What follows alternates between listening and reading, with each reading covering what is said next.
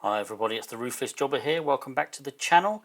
This is episode 33. I think it's 33, it could be 34. I think it's 34 of A Broken Heart. It's the WCW 1998. It's Monday the 20th of July and it is the Go Home Nitro before Bash at the Beach.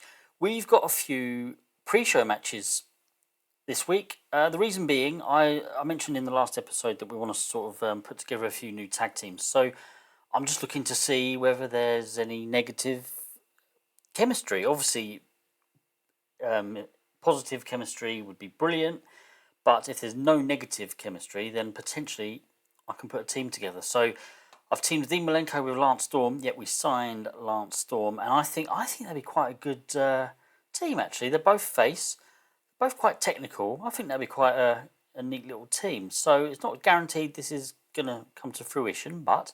So it's a pre-show match, decent wrestling but non-existent crowd heat. Dean Malenko and Lance Storm defeated Psychotic in 9 minutes 58 when Lance Storm pinned Psychosis 2 with a Canadian maple leaf. 65 overall isn't completely awful. The crowd rating was only 35, the wrestling rating 59. Lance Storm got a gimmick rating of poor. Probably should have done a little bit more of his gimmick. Well, I say done a little bit more. I've done absolutely nothing, haven't I? So, okay, well... At least there's no negative chemistry, a potential team there. And then we have Diamond Dallas Page and Rob Van Dam teaming together. Again, no negative chemistry. So, again, potentially. I'm not quite sure about this one because I would rather have Rob Van Dam as a singles competitor. But, I mean, he's still only sort of 27 years old. So maybe there's a team there for a couple of years. But they take on Right and Dandy, and of course they get the win in 10 minutes 2 seconds when Rob Van Dam pinned El Dandy with a 5-star frog splash. And that's an overall rating of 63. The wrestling was 54, the crowd was 44. Not too shabby, but yeah, another pre-show match. Crowd heat was expectant and simmering. I didn't see what it was for the first match actually, but I think this is a pre-show thing. So, you know, the crowd are expectant. They're expecting something. You know, they're expecting obviously the show to start and something big to happen. And in a 50 rated segment, we are teaming Rick Steiner with Sean Morley. I've kind of looked at Sean Morley. Again, quite young. Rick Steiner's got the tag team specialist bonus. And don't really have much for Rick Steiner to do. So I thought, why not put them in a team? They take on Chad Fortune and Chris Walker here. And it's Sean Morley and Rick Steiner getting the win in 9 minutes 51. Sean Morley forced Chris Walker to submit with an inverted figure 4. So yeah, the wrestling rating was 39, crowd 25, overall 50. I wasn't expecting much. Sean Morley's unimportant. These two guys are unimportant. Rick Steiner's recognisable. Okay, but again, potentially just another team maybe there. So let's go to the proper show. This is the broadcast. And we kick off with Lex Luger in the ring. And he wants a warm-up match in preparation for his match against Bret Hart at Bash at the Beach. And obviously he's feeling really confident. You know, who's he going to face? You know, Conan, you know, someone like Chris Walker or, you know, some nobody really. Goldberg comes out. Goldberg says, I'll give you a match. I'll give you a warm-up match. And you know, Luger's kind of backtracking, but he can't really. He said it. He wants a match. Kind of an open challenge, really. So Goldberg has come in and Lex doesn't want to lose face, so he has to kind of agree to it. Rating is 74, pleased with that one, lots of green. Luger clearly enjoyed the freedom to go off script, so yeah, I'm very pleased with that one. There's our main event for tonight. Buff Bagwell takes on Norman Smiley. Don't do much with these guys, and Buff, he's not completely awful, so I want to kind of keep him relevant. Let's keep him as a fairly strong mid-carder at the very least. So yeah, takes on Norman Smiley, and he does get the win in a decent match. He gets the win in 12 minutes 58 by pinfall with a blockbuster. And it was a storytelling match. So the wrestling of 57, crowd 50, overall 60, which isn't really bad. You know, again, 60 really. 60's kind of like, I expect that for a mid-card match, really. We're still getting this penalty, Tony Schiavone and Bobby Heenan. We're going to have to look at that. Gene Okerlund interviews Hogan, hyping up his title defense against Ric Flair. This only got a 68. That is so disappointing. The storyline gained heat, which doesn't say much really. It must have been really low, but the crowd's white hot, which is obviously good and hopefully puts us into a good position for the next segment or the following couple of segments. Hollywood Hogan worked the crowd well. Well, of course he did. The colour commentary gave the segment a boost. Yeah, so all good stuff. Hammer takes on Jim Duggan. Just wanted another kind of throwaway match, really.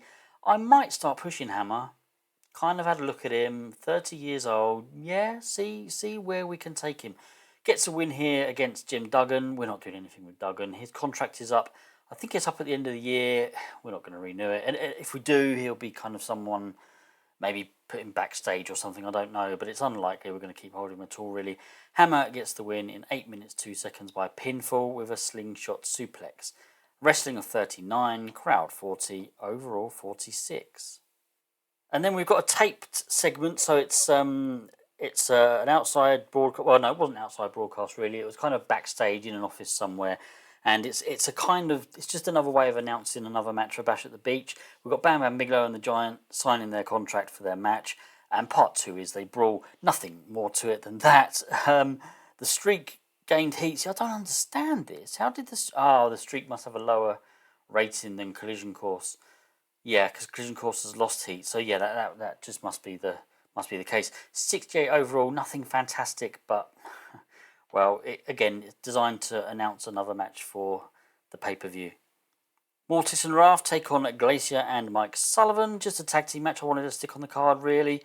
Nothing too much to it, but it had terrible wrestling and non-existent crowd heat. Mortis and Raft defeated Glacier and Mike Sullivan in 7 minutes 23.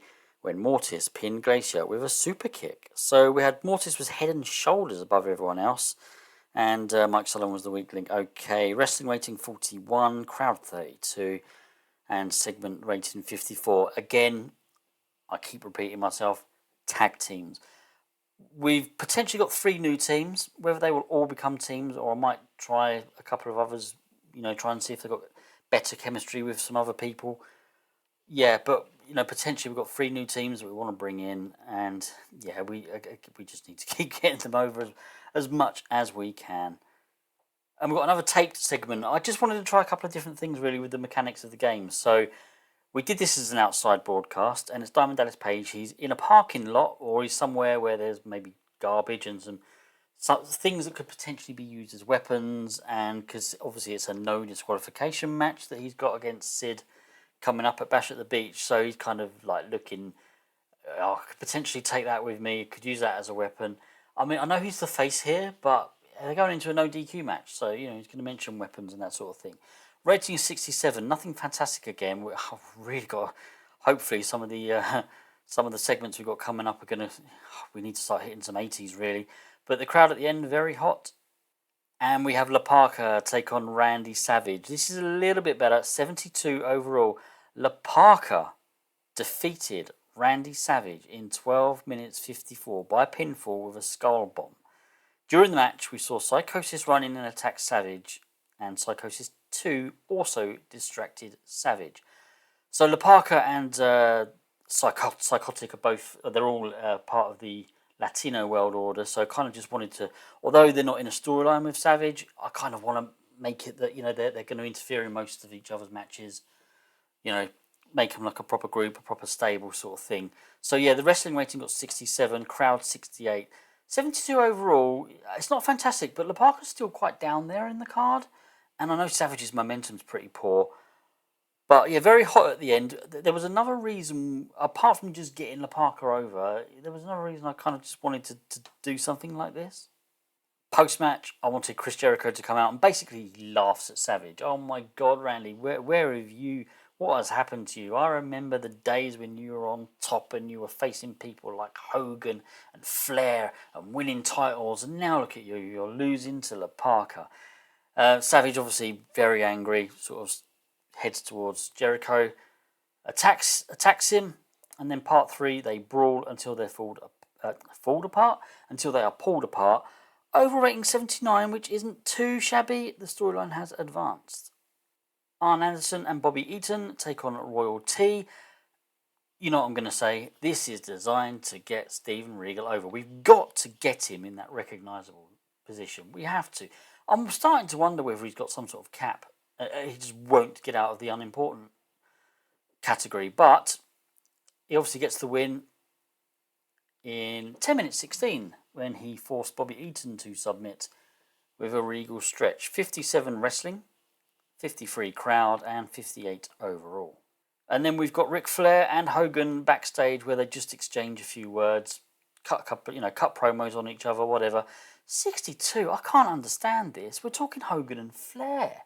We are talking Hogan and Flair both being rated on, it's not going to tell me, is it? But I both had them cutting promos, which surely takes their entertainment skills. 62 is shocking, actually. Bit disappointed in the rating, but yeah, the storyline gained heat. And then we've got Gorilla Monsoon, who has an announcement to make. He's in the studio, and he says that La Parka is to be rewarded after his amazing victory against Randy Savage. He's going to be rewarded with a US title shot against Booker T, or I've put Nooker T, against Booker T at Bash at the Beach. And he also mentions that, Raven, who is kind of chasing that title, is sure to be annoyed about that. But rating of 61 overall, the storyline did gain heat. Our main event, oh my god, shouldn't have bothered. Goldberg gets the win. Great heat and decent wrestling. The heat was amazing. 84. Goldberg defeated Lex Luger in 15 minutes 18 by pinfall with a jackhammer, but a wrestling rating of 69. There must have been some penalties there to get 61 after a crowd rating of 84 and wrestling was 69.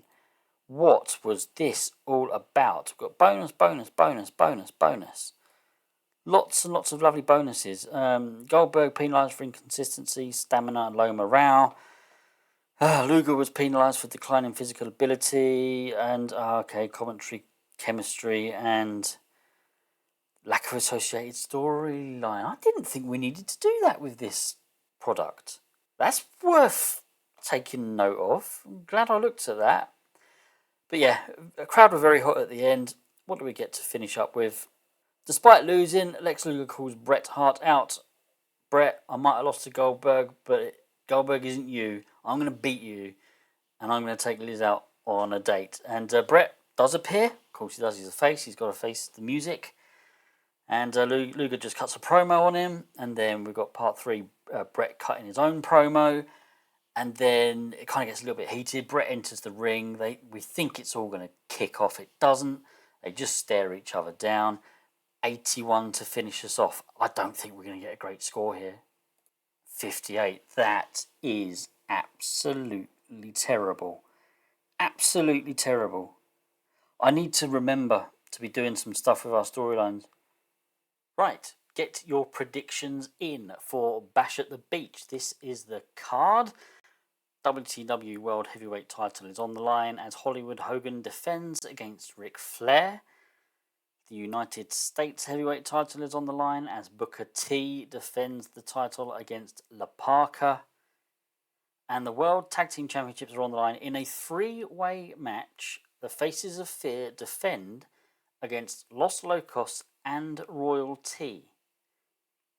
Then we've got the cage match between Chris Jericho and Randy Savage, and a no disqualification match between Diamond Dallas Page and Sid Vicious.